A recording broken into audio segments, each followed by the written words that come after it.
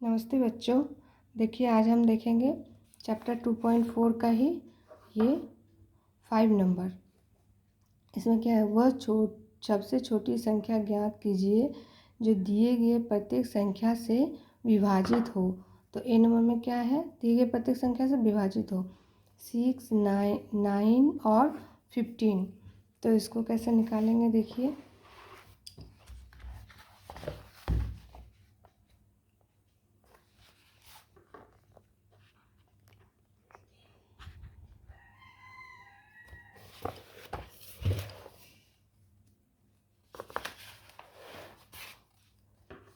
यहाँ ए नंबर में है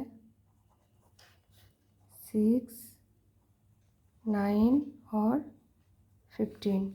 तो इसका लघुत्तम समापवर्तक पहले निकालना होगा। इसके लिए 6, 9 और 15 का एक साथ लघुत्तम समापवर्तक निकालना होगा। ये 2 से डिवाइड होगा, लेकिन ये नहीं होगा, ये भी नहीं होगा। ये 3 से तीनों डिवाइड हो जाएगा। तो 3 दूनी 6, 3 तिया 9, 3 पचे 15। अब फिर से डिवाइड होगा, नहीं होगा। तो इसका क्या हो जाएगा, अभाज्य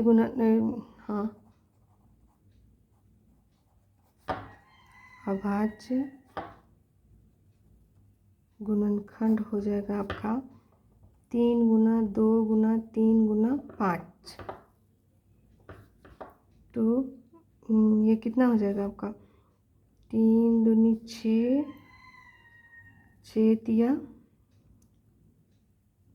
18, 18 पंचे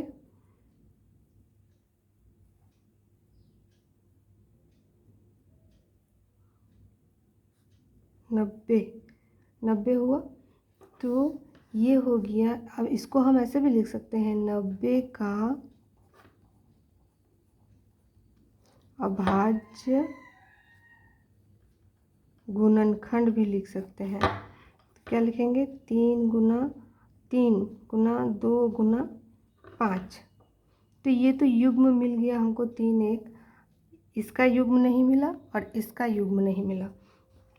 तो अब इसको क्या लिखेंगे, 2 और 5 का युग्म नहीं आया, अतः क्या करेंगे, ये 90 हो गया। 90 में 2 और 5 से गुना करना होगा, तभी एक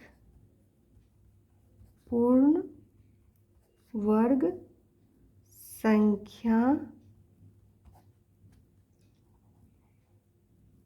प्राप्त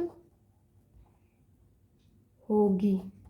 तब देखिए क्या करना होगा, यहाँ लिखेंगे एक वर्ग संख्या, हमको वर्ग संख्या निकालना है। तो 90 में 2 और 5 को गुना करेंगे, 2 गुना 5।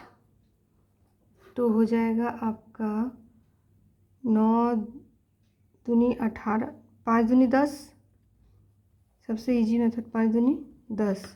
तो क्या हो जाएगा, 9 1 9 और 2 2 0। ये एक पूर्ण वर्ग संख्या हो गया। इसका अगर वर्गमूल निकालेंगे तो कितना हो जाएगा, 30 गुना 30। ये दोनों को एक साथ लिख देंगे, एक ठो लिख देंगे, 30 इसका वर्गमूल हो जाएगा।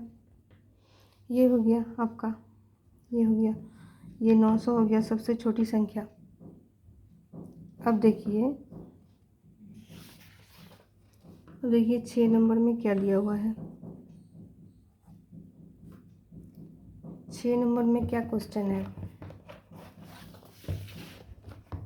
किसी विद्यालय में कक्षा 8 के विद्यार्थियों ने प्रधानमंत्री सहायता कोष में रुपया 7056 जमा किए। प्रत्येक विद्यार्थी ने उतने ही रुपये दान में दिए जितने कक्षा में विद्यार्थी थे।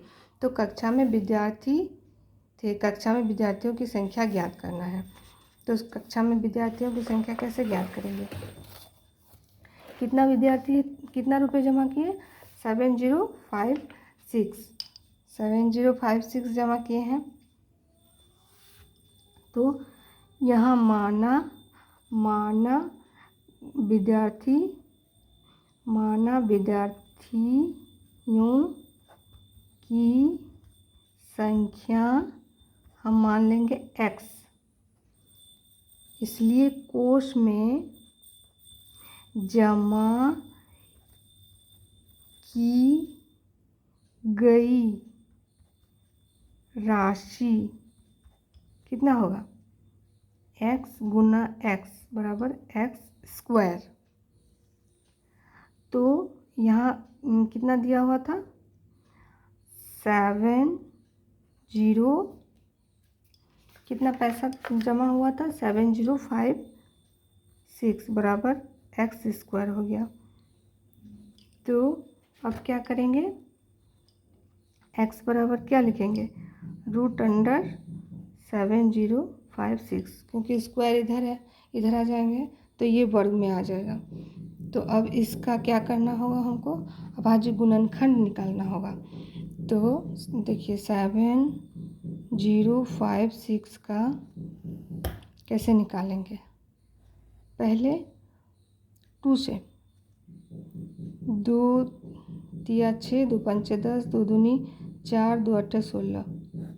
फिर 2 से 2 1 2, 2 7 14, 2 6 12, 2 4 8।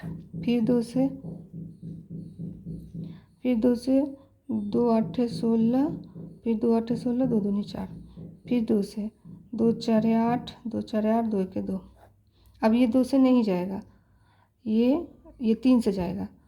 3 1 3, 3 4 12, 3 7 21। फिर ये फिर से 3 से जाएगा। 3 4 12, 3 9 27। फिर ये 7 से जाएगा। 7 7 49। अब इसका हो जाएगा 7056 बराबर हो जाएगा आपका 1 2 3 4, 4 ठो 2 है, 2 गुना 2 गुना 2 गुना 2 गुना 3 गुना 3, 3 गुना 3 गुना 7 गुना 7। तो अब क्या करेंगे? 2 ठो के बदले 1 1 ठो करके लिखेंगे। 2 गुना 2 गुना 3 गुना 7 बराबर हो जाएगा 2 दूनी 4 तिया 12, 12 सत्ते 84। ये हो जाएगा आपका आंसर।